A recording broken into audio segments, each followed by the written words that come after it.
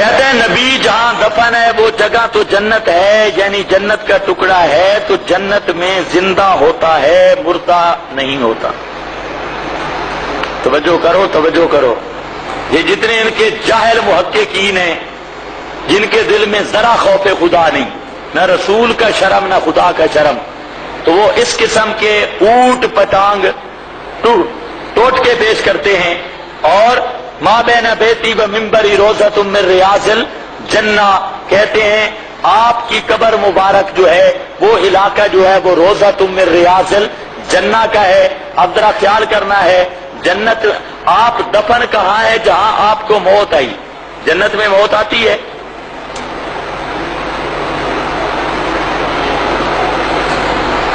دلیل تو ہوئی نا، یہ بیچارے تب تو بھاگتے ایک مولوی صاحب، یہ بڑا مولوی تھا، جھنگ کا، سفید داڑھی تھی، وہ بیچارہ آپ پھنسا، اس کو شیطان نے برگلایا، وہ مجھے پہچانتا تو تھا نہیں، آ گیا، اس کا مقصد تھا تقریر کا روب ختم کروں گا، میں کہوں گا آؤ جی مناظرہ کرو، تو یہ کہیں گے نہیں جی میری سفید داڑھی، یہ سمجھے گا کوئی بڑا فن خان ہے۔ شیخ تو مجھے تو پتا ہے ان کے بڑے سے بڑا جتنا ہوگا وہ بڑے سے بڑا جاہل ہوگا، یہ اس نظریے کا ہے، میں تو ان کے ساروں کو جانتا ہوں، آپ کو پتہ نہیں کیا آپ نے سمجھا ہوا ہے، ان کا جو بڑا حضرت اقدس ہوتا ہے بڑا جاہل وہ ہوتا ہے۔ تو وہ آ گیا، ان سے میری مراد ہے وہ خاص غالی گروہ، اتحادیوں کے باپ سے لے کر بیٹے تک اور پوتے تک، وہ مراد ہے۔ میں پہلے بھی بتا چکا ہوں، کوئی خواہ اپنے اوپر غلط فٹ نہ کرے، جب بھی میں بات کرتا ہوں تو یہ ماسٹر اکاڑوی کے جتنے چیلے اور اتحادی گروہ ہیں یہ میری مراد ہوتا ہے، مت کوئی دوسرا اپنے اوپر خواہ چسپا کرنے کی کوشش کرے کہ میں بھی ان میں ہوں، اگر کوئی ہو تو تب کوئی مسئلہ نہیں، لیکن میری مراد نہیں ہے، ویسے آ جائے تو میں ذمہ دار بھی نہیں ہوں، جو خدا رسول پہ جھوٹ بولے میں اسے کیسے معاف کروں؟ تو اب ذرا ذہن میں رکھنی ہے بات، وہ آ گیا، یقین فرمائیں، اب علاقے سے پوچھے، وہ جب پہلے تو کہتا ہم شرطیں طے کرنے آئے، شرطیں تو طے ہو گئی، وہ جو کہتا گیا میں لکھتا گیا، چل یہ جو تو کہتا ہے عقیدہ تو میرا تھا، میں نے لکھ کے دینا تھا، لیکن تو خواہ یہ لکھ یہ لکھ، میں نے کہا جو لکھا کرا صحیح، کوئی لے آ اس بڑے فن خان کو۔ تو وہ کہتا ہے بعد میں نے کہا مناظرہ کون کرے گا؟ کہتا ہے میں نے کہا تو کرے گا؟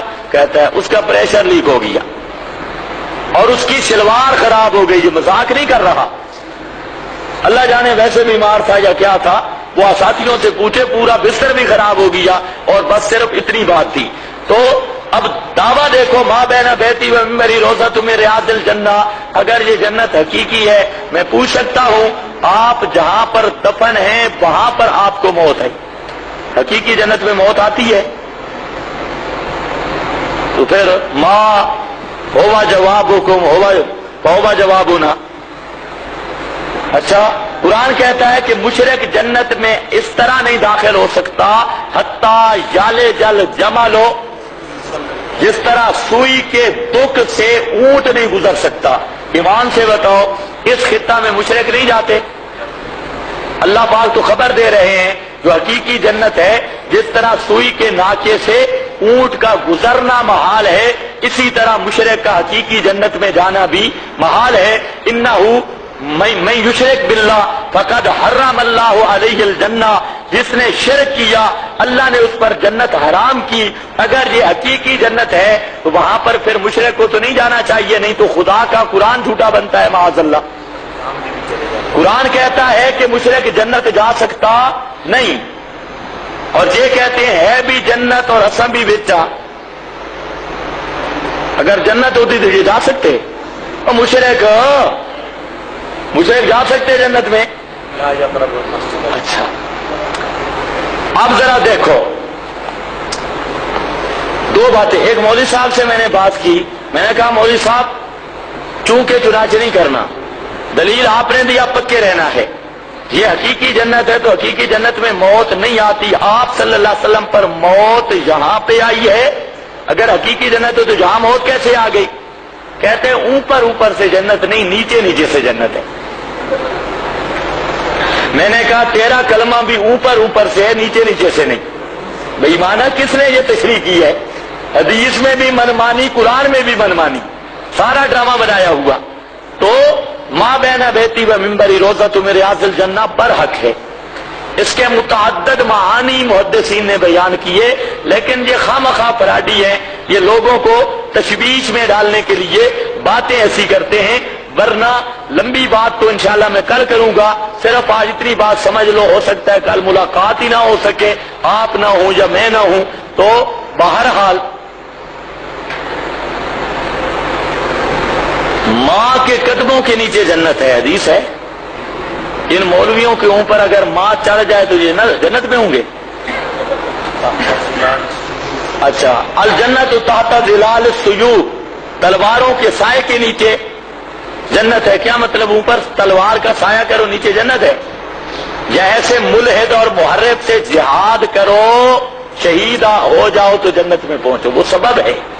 इसका माना बुखारी की हाशिए पर देख लेना, वहां पर लिखा है, लेकिन इन बेतौफीकों को तौफीक ही नहीं है। वहां पर लिखा हुआ है ले इसको जन्नत क्यों कहा गया? ले अन्नल इबादत फीहा तुअद्दी इलल जन्नह। क्यों? ले अन्नल इबादत फीहा तुअद्दी इलल जन्नह। साफ वहां पर लिखा है, ये कोई ढकी छुपी बात नहीं, लेकिन इन्होंने तो फराड करना होता है। बुखारी ना हो तो मिशकात का हाशिया देख लो, जहां पर भी यही बात लिखी है, मिरकात में देख लो। तो बहरहाल मैं अर्ज ये कर रहा था, जन्नत माँ के कदमों के नीचे हक, इससे भी वादे सुनो, मिशकात में भी है, सियासिता में भी। नबी पाक अलैहिस्सलाम ने फरमाया, इज़ा मररतुम बिरियाज़िल जन्ना फरताउ मिनहा, जब जन्नत के बागों से गुजरा करो, उनमें चरा करो। तो सहाबा ने पूछा, मारे आजुल जन्ना, जन्नत के बाग क्या है? आपने फरमाया, अल मसाजिद, सारी मस्जिदें जन्नत के बाग हैं। आपने पंखा क्यों लगाया हुआ है? जन्नत में पंखे लगाएंगे? पसीना आएगा जन्नत में, इस तरह का पसीना। जन्नती की पसीने की तो खुशबू होगी।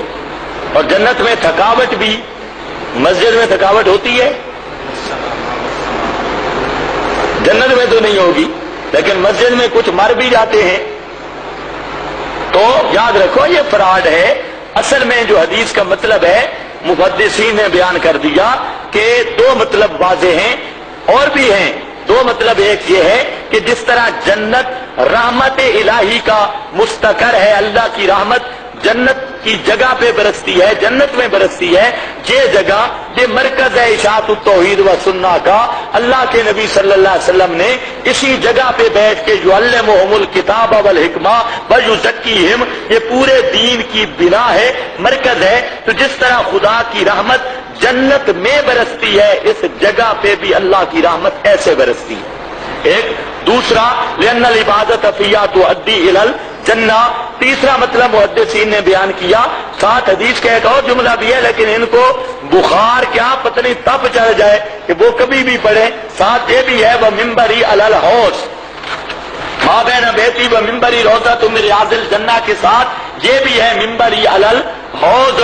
अब जो हाजी जाते हैं मस्जिद नबवी के मेहराब में हौज कौसर है, तो इसका माना यही मुतय्यन कर रहा है अगला जुमला कि क़यामत के दिन आपका मिंबर भी हौज पर मुंतकिल कर दिया जाएगा, और ये जो टुकड़ा मुबारक है ये भी जन्नत में मुंतकिल कर दिया जाएगा। मतलब तो साफ था, लेकिन अगर कोई बेईमानी करे तो आप बेईमानी वाले, वो मैंने पहले बताया नहीं है, खत्म साबित करने वालों ने खत्म अल्लाह अला कुलूब